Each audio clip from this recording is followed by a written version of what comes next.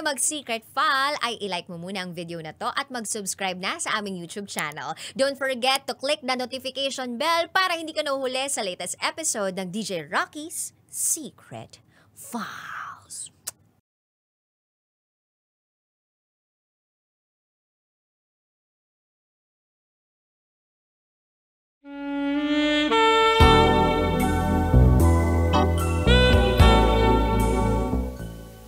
And now,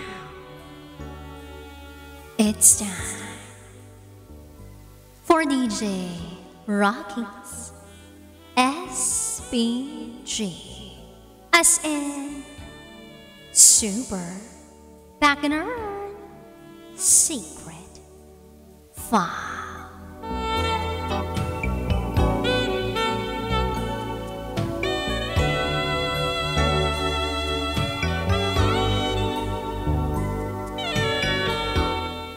Mahal, wag dyan. May kiliti ako dyan.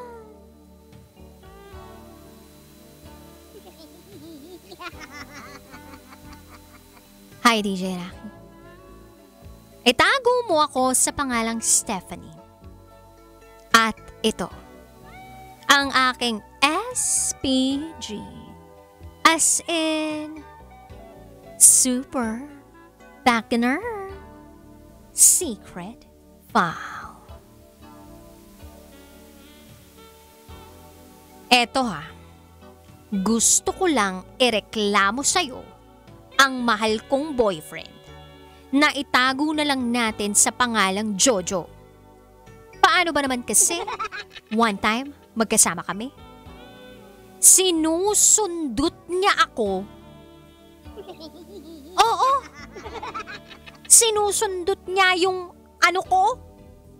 Yung kanang tagiliran ko. Eh may kiliti ako dun. Tapos kapag nakiliti na ako, doon naman niya ako susundutin. Sa ano ko? Sa kaliwang tagiliran naman. Sabi ko, wag mahal, ano ba yan? Nakikiliti ako. Kaso, hindi pa rin ako tinitigilan. Sunod niya akong kinliti. Dito naman sa ano ko?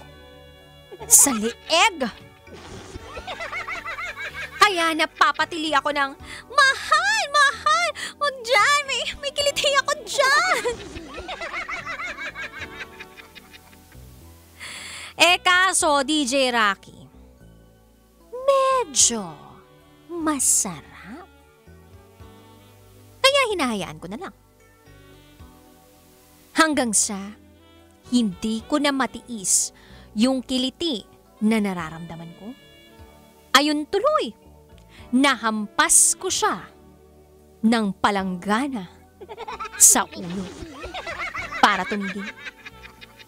Pero hindi ko naman sinasadya yun. Yun kasi yung nahawakan ko nung nakiliti ako ng sobra, hindi na rin ako nakapagpigil. Kaya ayun, nawalan siya ng malay. Akala ko nga hindi nagigising pero maya-maya, mga after 30 minutes, gumising naman. Sabi ko sa kanya, mahal, sorry, nahampas kita ng palanggana. Tapos, sumagot siya sa akin ng, mahal? Mahal?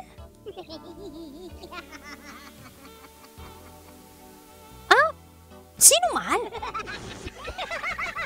Sino ka? DJ Rocky. Kinabahan ako.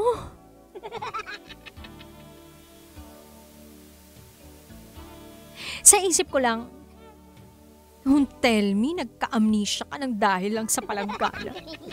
Kaya sinagot ko si Jojo, mahal, huwag kang nagbibiro ng ganyan.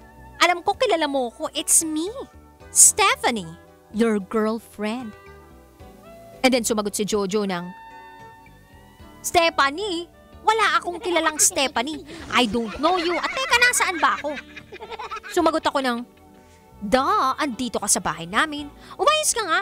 Huwag mo nga akong paandaran ng amnesia. Wala kang amnesia. Stop pranking me. Pero hindi talaga ako tinigilan ni Jojo. Sabi niya sa akin, hindi ko rin maalala ang pangalan ko eh. Alam mo ba ang pangalan ko? DJ Rocky. Hindi na ako nun natutuwa. Pero sinagot ko pa rin siya. Mahal, Jojo ang pangalan mo. Tigilan mo na nga yung kaetsyosan mo. Wala kang amnesia. Wala. Pero hindi talaga natinag si Jojo. Pilit daw niyang inalala at inuungkat ang memorya niya pero wala talaga siyang maalala. Hanggang sa sumakit bigla ang ulo niya. At namilipit na siya sa sakit. Sa sobrang sakit. Naglupasay na siya sa sahig. Nagsisigaw na. Ako naman nataranta na rin.